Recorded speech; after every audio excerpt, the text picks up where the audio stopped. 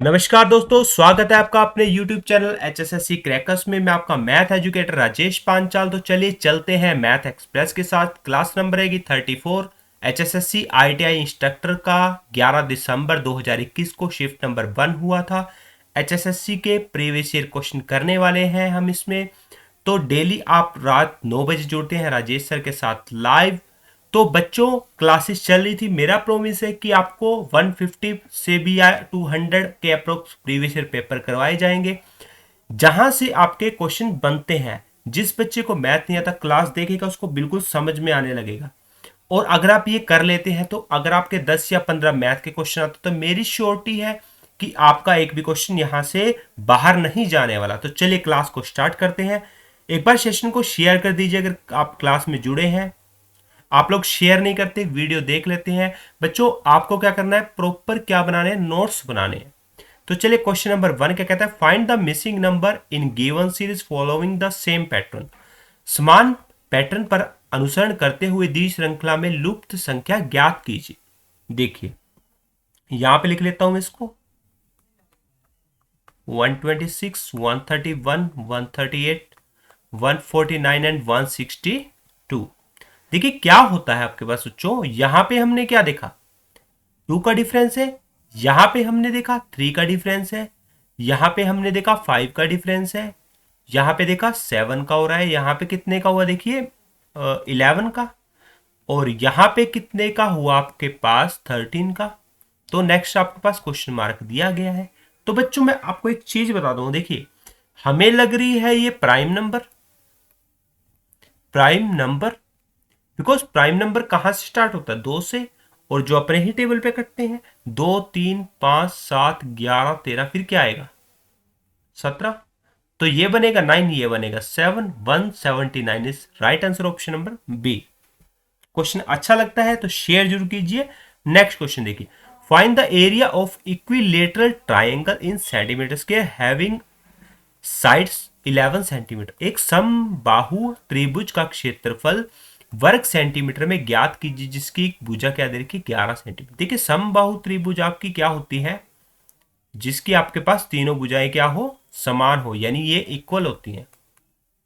मान लीजिए त्रिभुज एबीसी है, कोई भी भुजा मान लीजिए, ये भी 11, ये भी 11, ये भी 11 हुआ। अब समबाहु जो त्रिभुज होती है, समबाहु त्रिभुज का क्षेत्रफल अगर आपसे पूछा जाता है तो बच्चों इसका फॉर्मूला होता है √3a² / 4। ए आपके पास दे रखा है भुजा, यानी √3 इंटू a², 11 का स्क्वायर करेंगे 121/4। अब यहां पे क्या बनता है, √3 एक ही में दे रखा है। अगर ये कटता तो ये तो ऑटोमेटिकली गलत हो रहे हैं क्योंकि √3 इन दोनों में है, इन दोनों में से देखते हैं।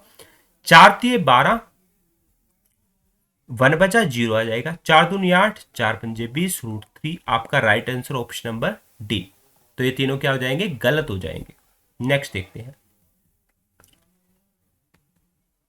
नेक्स्ट क्वेश्चन क्या कहता है, यदि 1.88 अपॉन 18.8 इक्वल टू दे रखा है 0.188 अपॉन एक्स, देन एक्स का मान बताना है।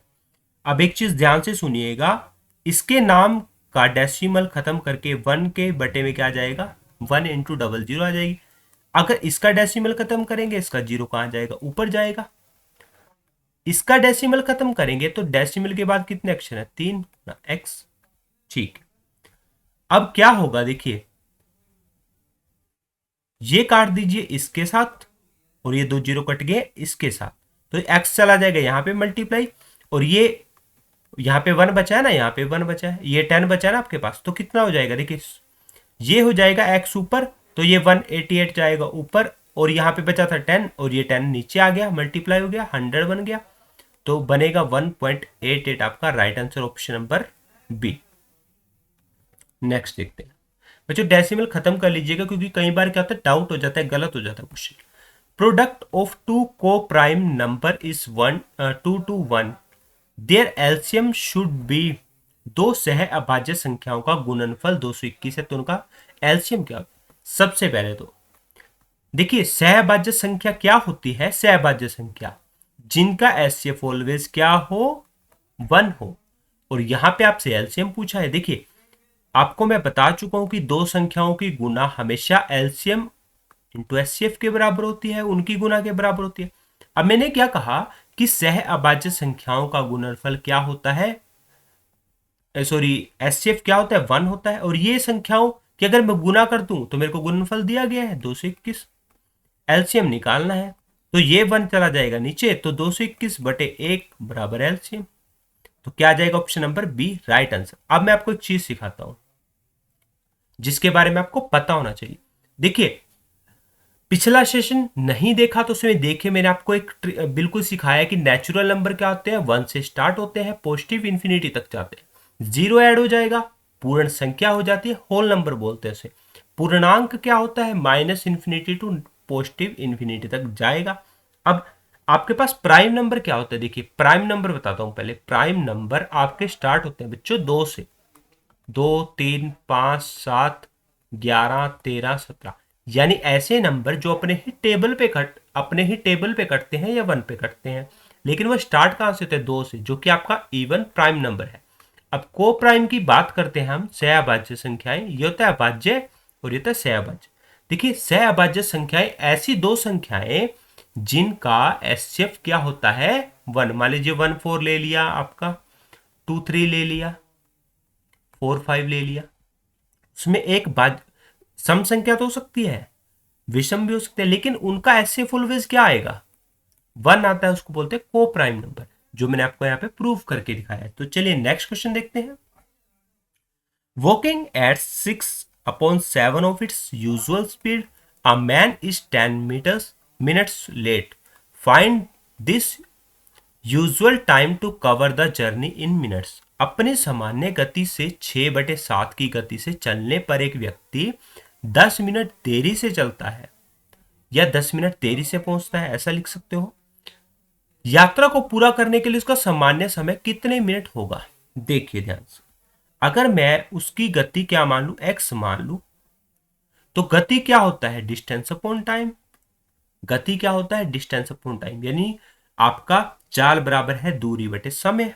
ठीक है, अब आपके पास ये एक्स है, यानी उसका कितना चल रहा है, वो 6/7। अब ध्यान से सुनिएगा, ये डिस्टेंस अपॉन टाइम था, तो इधर भी क्या आएगा, डिस्टेंस अपॉन टाइम, लेकिन वो क्या कर रहा है, 10 मिनट देरी से पहुंच रहा है। तो अगर मैं इसमें 10 मिनट जोड़ दूंगा तो टाइम इक्वल हो जाएगा, ठीक है ना। यहां पे वो टाइम पे पहुंच रहा था, लेकिन 10 जोड़ूंगा, देरी से पहुंच रहा था, ये देरी से पहुंचने वाला है, अगर इस फॉर्म में आता है तो ये 10 मिनट फालतू ले रहा है नॉर्मल टाइम से। ठीक है, आपको हर क्वेश्चन ऐसे ही करना है, यानी अगर इस स्पीड में जाएगा तो वो 10 मिनट फालतू लेगा, यानी देरी से पहुंचेगा। अब x की वैल्यू आप पुट कर दीजिए, 6/7 डी अपॉन टी बराबर है d/t+10। डी से डी कैंसिल हो जाएगा, क्योंकि हमें किस में निकालना था, समय निकालना था, तो t 60 + 60 = 70 हो जाएगा। ये उधर जाके हो जाएगा 70 - 60 बराबर है t बराबर है 60 मिनट, राइट आंसर हो जाएगा, क्योंकि आपको पहले भी 10 मिनट दिया गया था, तो ये मिनट में है, 60 minute, right answer option number C. Next question देखते हैं। एक book, a book was sold off for 50 rupees with a profit of 10%. If it was sold for 45 rupees, then what would have been the approximate percentage of profit or loss? एक किताब 10% के लाभ के साथ 50 रुपए में बेचा गया। यदि इसे 45 रुपए में बेचा जाता तो लाभ या हानि प्रतिशत बताना। देखिए पहले बताता हूं लॉन्ग तरीके से, फिर बताऊंगा शॉर्ट तरीके से, ध्यान से सुनिए। देखिए कॉस्ट प्राइस क्या होता है आपके पास, selling price 50 plus 100 upon profit, ये कैंसिल हो जाएगा, ये हो जाएगा 500/11। अब आपके पास आ गया कॉस्ट प्राइस, ये cost price real cost price आया है आपके पास, लेकिन वो क्या कह रहा है, अब 45 रुपए में अगर इसको बेचेंगे तो लाभ और हानि बतानी है। देखिए ये आपका 46 के अप्रोक्स मतलब पड़ेगा, तो आपको हानि हो रही है सीधी सीधी यहाँ पे, लेकिन मैं आपको बता देता हूँ कैसे करते हैं। देखिए आपको क्या निकालना है, प्रॉफिट या लॉस परसेंट, प्रॉफिट या फिर लॉस परसेंट। देखिए क्या होगा, 45 - 500 अपॉन 11, बाय 500 अपॉन 11, क्योंकि रियल कॉस्ट प्राइस था, इनटू क्या आएगा 100। तो यहां से क्या आएगा 45,495 आएगा, माइनस के 5/11, और यहां से 5/11 गुना 100। ये हो जाएगा, इसके साथ कैंसिल, ये 2 जीरो इसके साथ कैंसिल, ये इसके साथ कैंसिल, तो क्या आ जाएगा -1। -1 का मतलब होता है 1% हानि या फिर लॉस। ऑप्शन नंबर क्या हो जाएगा डी। अब डायरेक्ट सिखाता हूं, देखिए ये 50, देखिए 50 रुपए था, ये 50 रुपए था, ये किसके बराबर था, यानी कोई चीज कितने की होती है एक्चुअल 100% होता है, यानी 100 रुपए की है, लेकिन उस पर 10% का लाभ हुआ तो 110 की हो जाएगी। तो 1 रुपया कितने किसके बराबर हो जाएगा 110/50। अब वो बेचने की बात कर रहा था 45, तो 45 मल्टीप्लाई करेंगे दोनों तरफ, तो कितना आ जाएगा आपके पास 5×9 = 45, कितना हो गया 11×9 = 99। मैंने क्या कहा था, ये तो प्रॉफिट था, हर एक चीज कितने की होती है 100 की। अब कितने की मतलब उसको बेचनी पड़ी 99 की, तो लॉस हुआ ना 1% का, तो 1% हानि हो जाएगा, ऑप्शन नंबर डी। तो आप इस ट्रिक से कर सकते हैं। नेक्स्ट क्वेश्चन की तरफ चलते हैं।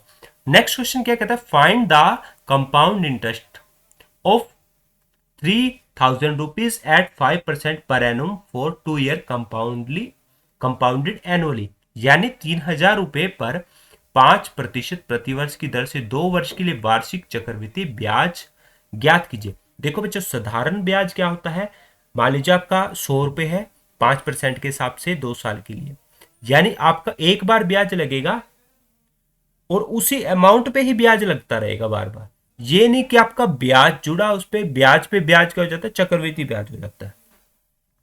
देखिए आपको पूछे चक्रवृद्धि चक्रवृद्धि ब्याज, हम करेंगे परसेंटेज फॉर्म में, तो ये क्या हो रहा है 5% को क्या लिख सकता हूं, तो क्या हो जाएगा आपके पास 5×2 = 10, 20, यानी 1/20, 20 और 1 = 21, यानी एक हर बार 1% का क्या हो रहा है यहाँ पे 1% ऐड हो रहा है, यानी मान लीजिए शुरू में 20 है, ब्याज देके 21 बन गया, कितने साल के लिए चलेगा ये 2 साल के लिए, ये कितना हो जाएगा 400।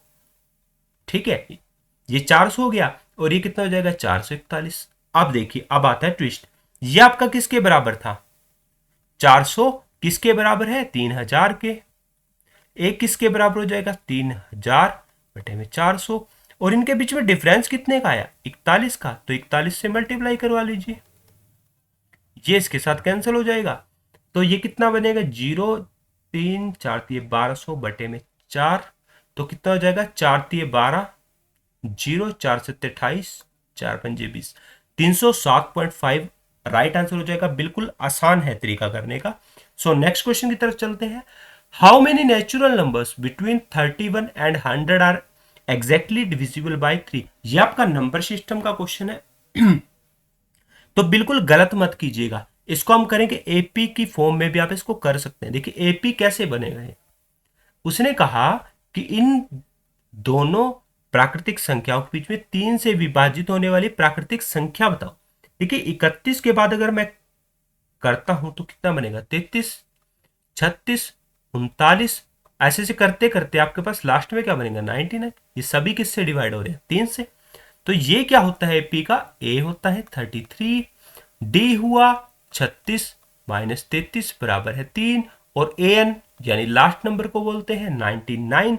और एपी का फॉर्मूला आपको बता देता हूं, ए एन बराबर है ए प्लस एन माइनस 1 × डी।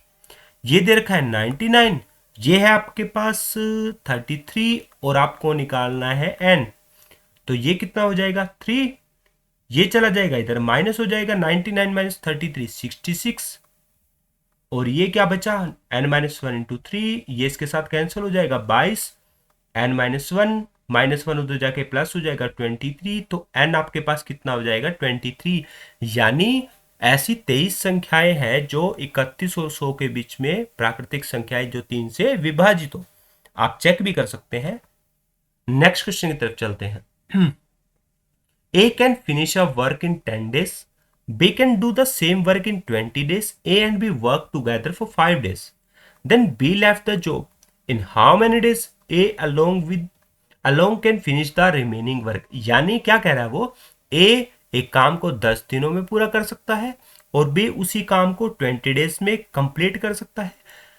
अगर ए और बी ने एक साथ 5 दिनों तक कार्य किया, फिर बी ने काम छोड़ दिया, ए शेष कार्य को कितने दिनों में करेगा। देखो बच्चों, यहां पे पॉसिबिलिटी क्या रहती है, वो क्या बोलता है कि दूसरे ने काम छोड़ दिया तो टोटल काम कितने दिनों में हुआ, यानी शेष भी जुड़ेगा और पिछला भी जुड़ता है। अगर वो बोलता है कि बचा हुआ काम कोई ए या बी करेगा, कितने दिनों में करेगा, वो पूछा गया है, मैं आपको करवाने वाला हूं। देखिए ध्यान से, आपके पास क्या होता है, ए है और बी है। ये क्या होता है आपके पास, दिन, यानी कितने दिनों में करते हैं वो। ये कितने दिन में कर रहा है, 10 में, और ये 20 दिनों। एलसीएम होता है कुल कार्य यानी टोटल वर्क, कुल कार्य यानी टोटल वर्क कितना हो जाएगा एलसीएम 20, और ये कितना हो जाएगा आपके पास, यानी इसको डिवाइड करेंगे, ये आएगा 2 और ये आएगा 1। ये क्या होती है, क्षमता, इट मीन्स एफिशिएंसी आएगी आपके पास। अब क्या कह रहा है कि ए और बी एक साथ 5 दिनों तक कार्य किया, यानी इनकी एफिशिएंसी कितनी है, 3, और इन्होंने 5 दिन तक काम किया तो कितना हो गया, 15 काम कंप्लीट हो गया। काम कितना बचा, 5 काम बचा, और वो कौन करेगा, वो करेगा ए। तो ए की एफिशिएंसी कितनी है, 2, तो ए बचा हुआ काम करेगा 5, बचा काम था और इसकी एफिशिएंसी है 2, तो 5/2 option number C is right answer. So guys, I hope आपने एंजॉय किया होगा सेशन। सब्सक्राइब नहीं किया चैनल को सब्सक्राइब कर लीजिए, वीडियो अच्छी लगी तो लाइक कीजिए, बेल आइकन दबाइए नोटिफिकेशन के लिए, क्योंकि जैसे ही मैं कोई वीडियो बनाता हूँ आपके पास नोटिफिकेशन आ जाएगी। अगर आप इसकी पीडीएफ चाहते हैं तो टेलीग्राम का लिंक दिया है डिस्क्रिप्शन में, एचएसएससी क्रैकर्स सर्च कीजिए तो आपको मिल जाएगी वहाँ पे पीडीएफ। एचएसएससी के लिए स्पेशल बैच चला हुआ है, सभी सब्जेक्ट्स आपको करवाए जा रहे हैं, तो सीटी के लिए बहुत ही ज़्यादा इंपॉर्टेंट रहने वाला है। तो अगर आपने पिछली वीडियोस नहीं देखी, डिस्क्रिप्शन में जाइए, लिंक मिलेगा आपको वहाँ पे, तो आप पिछली वीडियो देख सकते हैं और हमारे साथ तैयारी कीजिए ताकि आप सीटी को क्वालिफाई कर पाएँ। So thank you guys.